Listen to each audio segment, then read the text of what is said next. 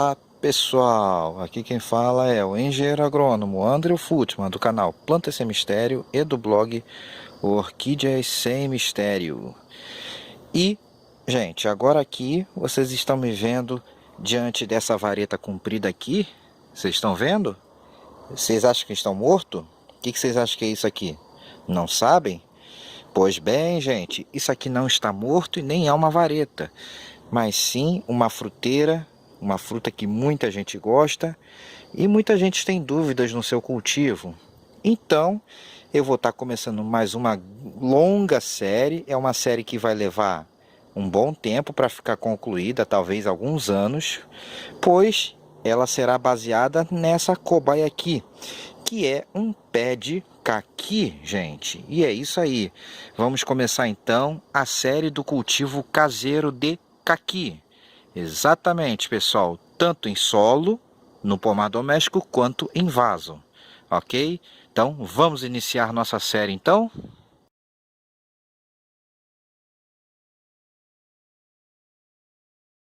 Bom, gente, então, começando a nossa série do caqui.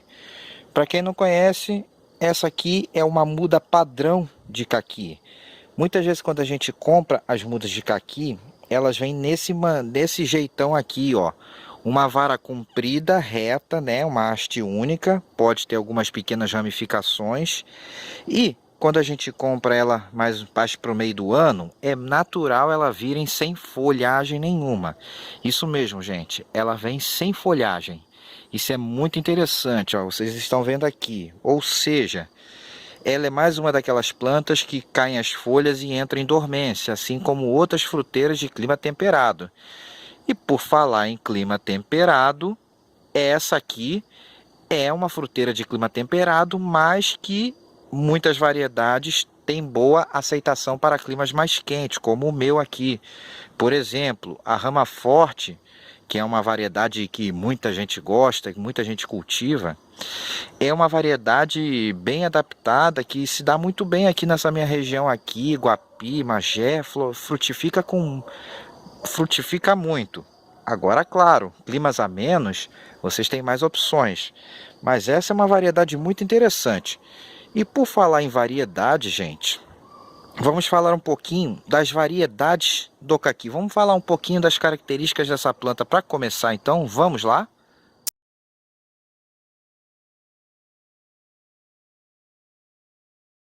Gente, o caqui é uma fruteira de origem asiática, se eu não me engano, acho que é Japão, alguma coisa assim. Depois eu pesquiso e boto direitinho na descrição, que às vezes a memória falha. E ela é uma fruteira de clima temperado, mas que teve uma boa adaptação devido ao melhoramento e tudo. Então hoje elas são bem adaptadas a diversas regiões do Brasil, né? Com predominância sempre sudeste e sul, ok? E o caqui, gente, vocês veem aquela fruta saborosa, de cor avermelhada, ou meio alaranjada, grande, lembra até um pouco um tomate, super saborosa. Mas algumas, quando a gente come ela trava na boca, ela tem dá uma travada na boca, e outras são super docinhas. Algumas só não travam quando estão bem maduras e outras não travam de jeito nenhum. E algumas depende do tipo, certo? E exatamente, gente, o que faz o caqui travar, esse famoso travar na boca, é o tanino. E daí nós temos três grandes grupos de variedades de caqui.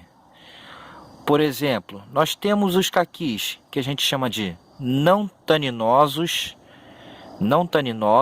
que são aqueles caquis que não travam na boca, né? São as variedades que não travam na boca de maneira nenhuma. Aí vou dar o exemplo de uma das mais populares, é a foiu, o caqui foiu. É o caqui que não trava, que não tem tanino, não tem aquele gosto que trava na boca. Aí nós temos o grupo dos taninosos, os caquis que travam na boca, precisam estar muito bem maduros ou fazer o processo de destaninação para tirar aquele travado da boca, né, para quebrar os taninos. E temos o grupo dos variáveis, que são aqueles caquis que, dependendo da situação, eles travam na boca e dependendo da situação, eles não travam. E aí eu vou citar o exemplo do nosso Rama Forte, ou o chocolate também, por exemplo. São dois exemplos de caqui variáveis, né? Por que variáveis, Andrew? Justamente pelo que eu expliquei. E eu vou terminar a explicação, vocês vão entender melhor quando eu falar da frutificação deles. Eu só esqueci de citar um exemplo do caqui taninoso, um muito conhecido é o caqui maçã. É um exemplo clássico do caqui taninoso, ok? E em relação à frutificação, gente, agora, para concluir essa explicação, os caquis têm alguma coisa muito interessante que vocês vão ver no decorrer da série. Quando vocês compram caqui ou colhem, muitas vezes vocês veem, a grande maioria das vezes vocês veem ele sem semente nenhuma, né? Por que isso acontece? Porque muitas vezes, boa parte das variedades de caqui, elas frutificam mesmo sem a polinização. Lembrando que o caqui é uma fruteira de polinização cruzada, ela precisa de uma outra planta, muitas vezes de variedade diferente, para ocorrer uma polinização. Mas mesmo sem a polinização, as variedades frutificam. E quando isso acontece, a frutificação, o desenvolvimento do fruto, mesmo sem a fecundação da flor, a gente chama isso de partenocarpia, gente. Partenocarpia, ok? Enrolei a língua, mas consegui sair. Faz parte, gente. Tem palavras que enrolam mesmo.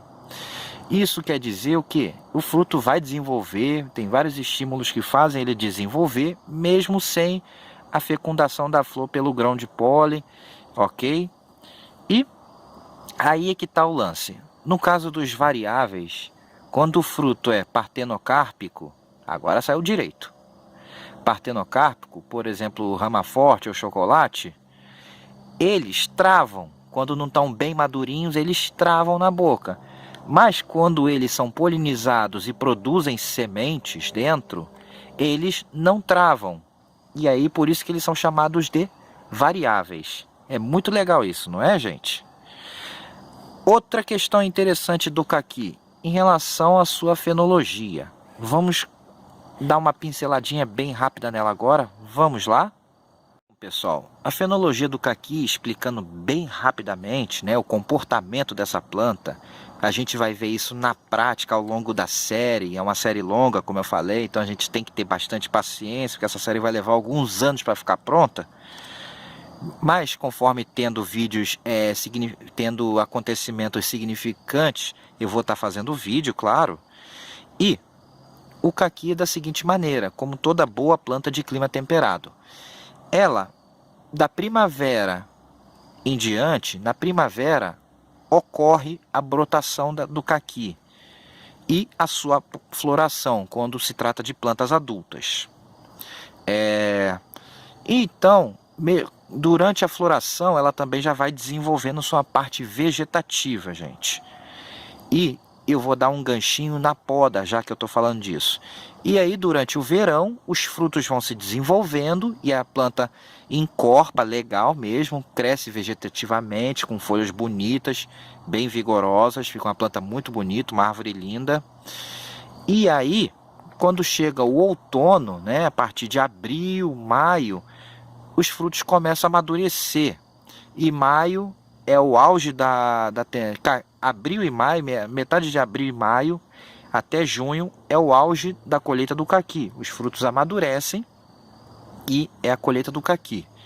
Nesse mesmo período, a planta já começa a se preparar para a dormência, ou seja, já em maio começam a cair as folhas do caqui e ele entra nesse estado aqui, ó, como vocês estão vendo aqui. Acaba a frutificação e ele entra em dormência, ok, gente? Ele entra na fase de dormência e aí na primavera o ciclo se repete. O interessante do caqui, não precisamos fazer tratamento geralmente não precisamos fazer tratamento para induzir dormência, né? Mesmo nos climas quentes, a não ser quando é quente o tempo todo, aí a gente pode estar estimulando também com o estresse hídrico, a dormência, mas o caqui, ele entra em dormência normalmente, mesmo nas regiões mais quentes. E não precisamos estar fazendo tratamento para quebra de dormência, pois a necessidade de frio do caqui não é grande, é bem pouca. Então ele sai da dormência naturalmente, gente. Então é uma planta de fácil cultivo. Ela, quando cultivada de semente, ela tem um crescimento muito lento. Então, mesmo que não seja muito difícil o seu semeio, se vocês querem fruta mais rápido, vocês não querem ver todo o processo, para os curiosos pode ser interessante, mas para quem quer fruta mesmo, de qualidade, com alto padrão de qualidade, recomendo comprar mudas prontas. E como é que essas mudas devem vir, gente? Essas mudas devem vir em haste única, com em torno de 1,20 m a 1,5 m, como é o tamanho dessa daqui. Elas são mudas que são produzidas por enxertia, então não vai dar para vocês verem aqui direito, mas vocês notam que ó, aqui é um pouquinho mais grosso, então tem uma enxertia aqui, e aqui dá uma afinada. Elas são produzidas basicamente, gente, essas mudas, pelo processo da estaquia e enxertia simultaneamente. Muitas mudas são produzidas assim. Então, já comprem mudas, de preferência enxertadas, já comprem mudas prontas, pois essas mudas produzem muito mais rápido. Com 2, 3 anos elas já começam a produzir. Às vezes até uma muda nova dessa pode botar fruto, mas eu não recomendo que vocês deixem fruto nesse tipo de muda, ok, gente? Porque ela não tem estrutura, ela pode quebrar ou danificar. Então não deixem caso ela bote uma fruta nesse estágio aqui, a fruta, pois a muda pode se prejudicar e até quebrar, ok? Porque o fruto é pesado. E por falar em fruto, vamos olhar aqui, gente, ó. Vamos olhar aqui se o negócio focar, né? Vamos tentar focar. Foca em mim. Foca. Bom, a câmera é de lua, mas o que eu queria mostrar é o seguinte, gente. Já vou dando uma palhinha. Não focou direito, mas o que eu quero falar é o seguinte. Essa região aqui que vocês estão vendo mais ou menos, porque a máquina não foca, são as gemas. Ó, vocês estão vendo meio gordinho aqui, são as gemas.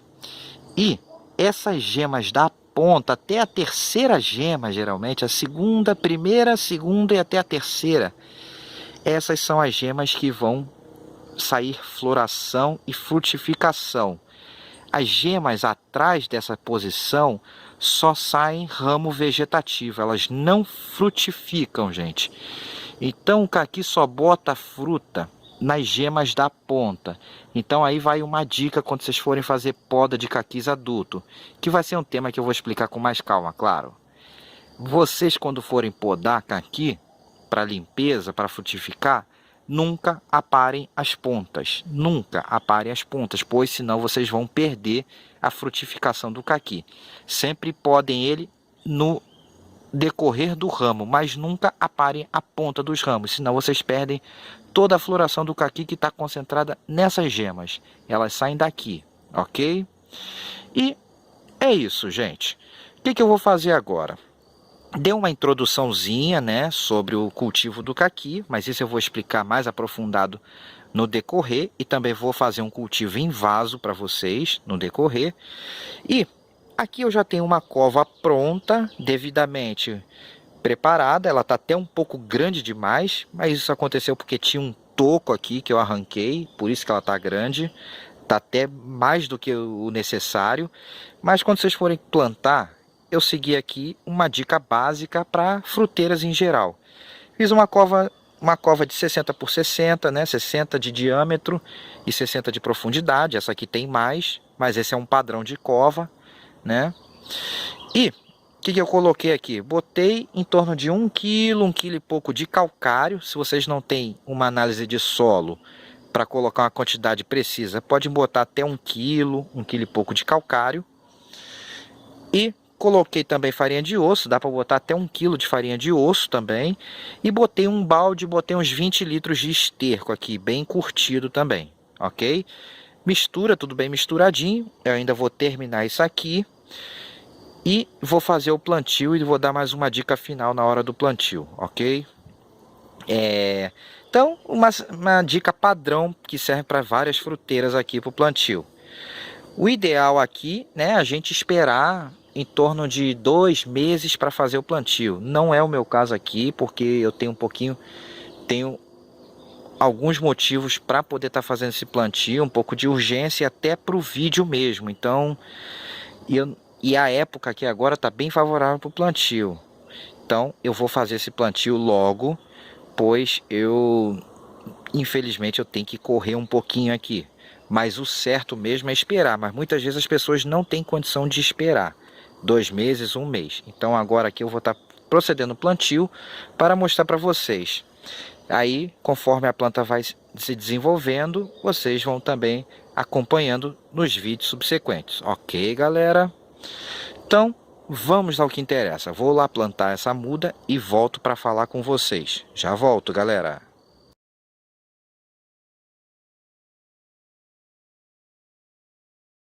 Pessoal, já estou pronto para o plantio aqui. Aproveitei para plantar umas outras que eu já estava, fruteiras que eu já estava na fila para plantar, mas agora vamos focar no caqui. Então o que eu fiz? Fechei a cova que já estava preparada, devidamente preparada, e abri uma coveta. Lembrando, pessoal, a cova grande a gente abre, não é para plantar a fruteira lá no fundão não, como muita gente faz. Isso não é legal, muitas vezes dá zebra no futuro. Então, a cova funda é para a gente garantir um bom desenvolvimento inicial da nossa muda. Garantir um solo com uma estrutura fofa, boa para o desenvolvimento das raízes. E não para enfiar a muda lá no fundo. Então, depois do preparo, quando a gente vai plantar, a gente fecha a cova e aí no centro dela a gente abre uma coveta, o suficiente para enfiar a nossa muda que está aqui. Então, é o que eu vou fazer agora. Vou rasgar esse saquinho. Lembrando, nunca plantem com um saquinho, gente. Vocês têm que tirar o saquinho e plantar o torrão. Sempre de modo a não estragar o torrão. Sempre deixando o torrão inteiro. Isso é o mais importante, gente. Então, vou fazer isso agora e vou mostrar para vocês. Gente, tirei o saquinho. Acompanha só aqui o torrão. Olhem só como ele tá. Tá bem molhadinha. Então, agora eu vou, com muito cuidado, eu vou acomodar ela aqui. Dica, gente, ou vocês plantam o torrão deixando no nível do solo ou ligeiramente acima do solo. Nunca afundem a muda. Salve exceções, a regra geral é não afundem a muda. Ela tem que ser plantada no nível do solo ou ligeiramente acima. Por que ligeiramente acima? Porque naturalmente, como a gente afofou a terra, a escova, com o tempo ele dá uma descida, então a terra dá uma acomodada e é natural que a muda desça. Então a gente plantando ela ligeiramente acima do nível, depois ela vai nivelar e vai acertar o nível do solo. Ok, gente? Só essa dica então, nunca afundem uma muda de fruteira, como muita gente faz. Por exemplo, uma muda de laranja encertada, um citros enxertado, a pessoa afunda a muda e aí o porta-enxerto, que está a 20 centímetros do solo, né, de 20 centímetros para baixo, ele fica completamente enterrado.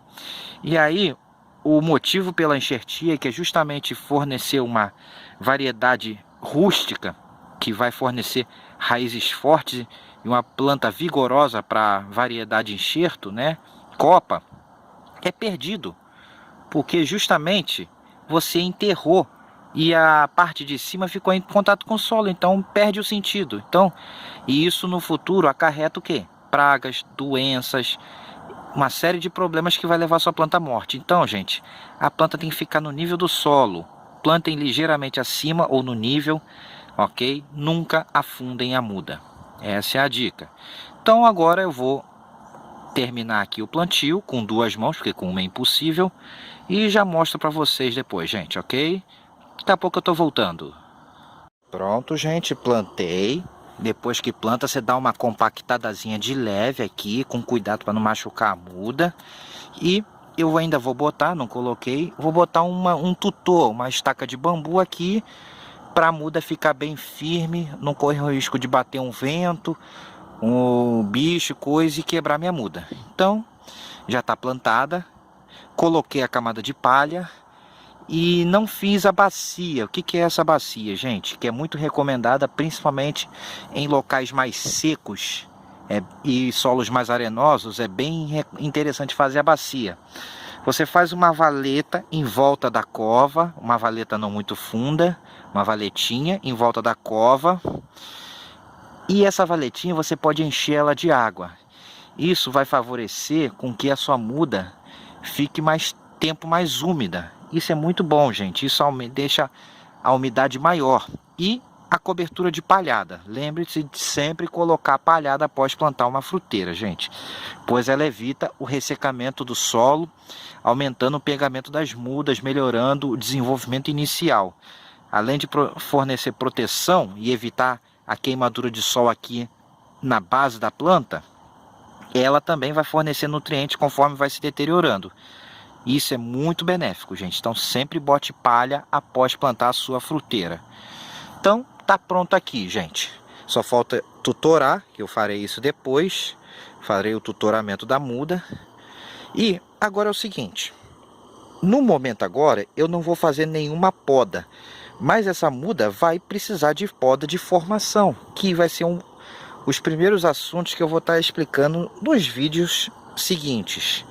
Basicamente, essa poda de formação, ela consiste na gente preparar a estrutura da planta para suportar altas cargas de fruta com boa qualidade. Isso eu vou explicar no decorrer dos próximos vídeos. Então, até a próxima dormência, essa planta sofrerá podas para formação. E aqui, como é uma planta jovem ainda, a poda de ponteiros não é um problema, pois eu não quero que ela frutifique agora, eu quero que ela cresça, quero que ela vegete, quero que ela crie estrutura para aguentar a frutificação quando ela tiver porte, ok? E é isso, gente. Por enquanto é o que eu tinha. Espero que... Ah, não, espero não, espera aí. Faltou um detalhe básico. Em relação a solo, essa planta pode ser plantada nos mais diversos tipos de solo, desde um pouco mais argiloso a um pouco mais arenoso, mas prefiram solos medianos e com muita matéria orgânica, sempre rico em matéria orgânica. Ela aprecia bastante matéria orgânica e solo com pH entre 5,5, 6,5 até quase 7, né? Não muito ácido e nem alcalino, gente. E era isso que eu tinha para falar para vocês por enquanto, gente. O assunto é extenso e virão mais vídeos sobre isso, ok? Forte abraço a todos e se gostaram, deem joinha no vídeo e se inscrevam no canal, gente. Até a próxima em Plantas e Orquídeas Sem Mistério. Agora eu fui mesmo, fui.